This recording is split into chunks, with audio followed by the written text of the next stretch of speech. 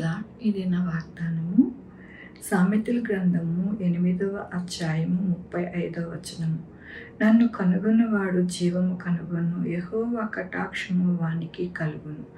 ఎంత గొప్ప వాగ్దానాన్ని దేవుడి దినము మనకి అనుగ్రహిస్తూ ఉన్నారండి.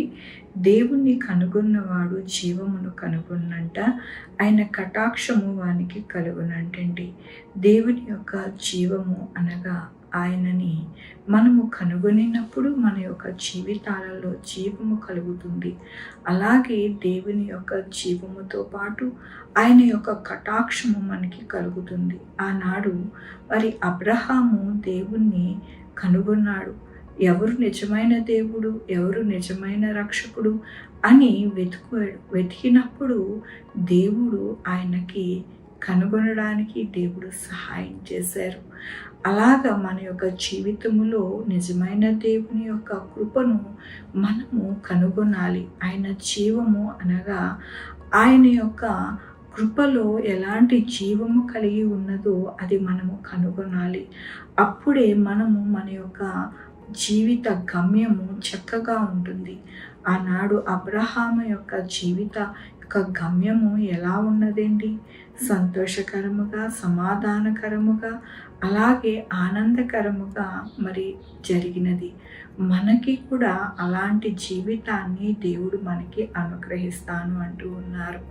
ఎప్పుడు అని అంటే ఆయన జీవమును కనుగొన్న వారికి. కాబట్టి మన యొక్క జీవితాలలో దేవుని యొక్క వాక్యాన్ని బాగా నెమరు వేసుకుంటూ చదువుతూ ఆయన యొక్క కృప, ఆయన యొక్క హృదయము, ఆయన యొక్క జీవము ఎలాంటిది అని మనము కనుగొంటే కనుక మన జీవితములో ఆయన యొక్క కటాక్షము మనకి కలుగుతుంది. దేవుని యొక్క కృపలోని ఎల్లప్పుడూ కూడా అబ్రహాము సాగిలపడినప్పుడు దేవుని కటాక్షము వాని మీదకి ఉండి గొప్పగా ఆయన ఆనందించిందిగా మనకి వాక్యం సెలవిస్తూ ఉన్నది. కాబట్టి మన యొక్క జీవితంలో కూడా కటాక్షమును కలిగి మనము ఎల్లప్పుడూ కూడా గొప్పగా ఆనందించాలని దేవుడు ఈ దినమున దేవుని యొక్క వాగ్దానముతో మాట్లాడుతూ ఉన్నారు.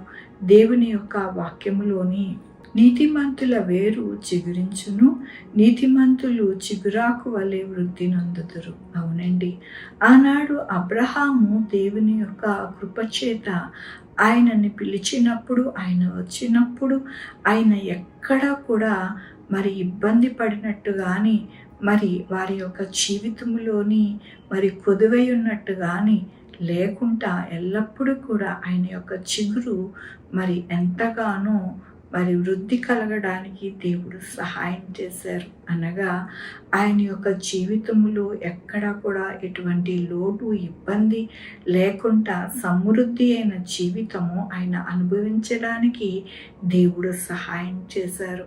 అలాంటి స్థితిని దేవుడు మనకి అనుగ్రహిస్తాను అని ఈ దినము సెలవిస్తూ ఉన్నారు. మనము ఎల్లప్పుడూ కూడా నీతిమంతులుగా తీర్చబడి చిగురాకు వలె వృద్ధి చెందడానికి దేవుడే మనకి నీరు కట్టి ఫలము పొందేలాగున సహాయం చేస్తాను అంటూ ఉన్నారు. కాబట్టి మన జీవితంలో ఎల్లప్పుడూ కూడా ఆయనని కనుగొనాలి, ఆయనతో సహవాసం చేయాలి.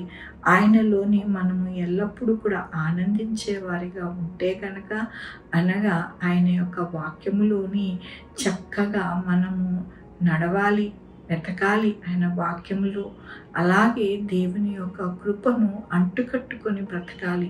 వాక్యముతో ఎల్లప్పుడూ మనము సావాసం చేయాలి.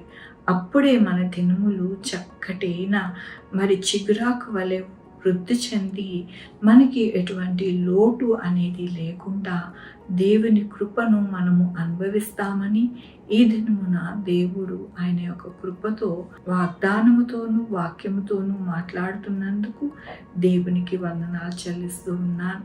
ఈ దినమున పుట్టినరోజు, పెళ్లి రోజు, అనేక శుభదినములు చేసుకుంటున్న వారందరికీ కూడా నిండారిగా శుభాకాంక్షలు తెలియజేస్తూ ఉన్నానండి. మీ జీవితంలో దేవుని యొక్క ఆశీర్వాదము, ఆయన బహుమానము, ఆయన దీవెన మీకు కలుగునగాక. ప్రార్థించుకుందామండి. యెహోవా దేవా నా తండ్రి నా ప్రభా మీ కృపా కనికరస్తాను బట్టి అవునయ్యా యేసయ్యా మీ యొక్క కృపలో నాయన మిమ్మల్ని నాయన కనుగొని నా ప్రభా మీ కటాక్షము పొందుకునే వారిగా ఉండడానికి మాకు సహాయం చేయండి నా ప్రభా. ఈ దినమున పుట్టినరోజు పెళ్లి రోజు అనేక శుభదినములు చేసుకున్న వారందరినీ దీవించండి, ఆశీర్వదించండి నా ప్రభా. మీ యొక్క కృపలో వారికి బహుమానం అనుగ్రహించండి నా ప్రభా. మా కొరకు ప్రార్థించమన్న వారిని వారి యొక్క బిడ్డల భవిష్యత్తుని, వారి ఆరోగ్యములు, వారి చేయి పనులు, వారి యొక్క వ్యాపారములు అన్నింటినీ కూడా దీవించి ఆశీర్వదించండి. Sugar, BP, thyroid, heart problem, kidney problem, AIDS, cancer, నరాల బలహీనత, పెరాలసిస్, గ్యాస్ట్రిక్ ట్రబుల్, ప్రతి విధమైన అనారోగ్యాన్ని తీసివేసి స్వస్థపరిచి యెహోవా నేను అన్నారు. మీ కృపను వేడుకుంటున్నాను, మీ దయను వేడుకుంటున్నాను అయ్యా. సహాయం చేయండి నా ప్రభా, కృప చూపించండి. అలాగే నాయన నా తండ్రి మరి హాస్పిటల్లో ఎమర్జెన్సీగా ఉన్నవారిని నాయన చక్కటి ఆరోగ్యం అనుగ్రహించండి. 108లో నా ప్రభా తీసుకొని వెళ్ళిన ప్రతి బిడ్డ నాయన చక్కగా నాయన మరి బ్రతకడానికి ఎటువంటి ఆపద లేకుండా సహాయం చేయండి. ఎక్కడ కూడా యాక్సిడెంట్స్ కాకుండా మీ కృపని అనుగ్రహించండి. ఎక్కడ పాము కాట్లు కాకుండా సహాయం చేయండి నా ప్రభా. ఎక్కడ కూడా నాయన మీ యొక్క నా తండ్రి నా ప్రభా కృప కొరకు ఎదురు చూసి వారికి నాయన మీ కటాక్షము అనుగ్రహించండి ప్రభా. యేసయ్యా నాయన నా తండ్రి మరి నా ప్రభా అన్ని విషయాలలో నాయన మీరే నాయన మా యొక్క జీవితాలలో మేలుతో నింపి సహాయం చేయమని కోరుకుంటూ నా ప్రభు నా రక్షణ యేసుక్రీస్తు పరిశుద్ధమైన నామమున అడిగి వేడుకుంటున్నా తండ్రి, ఆమేన్. తండ్రి, కుమార పరిశుద్ధాత్మ సదాకాలము మనందరికీ తోడై ఉండును గాక. Amen. God bless you.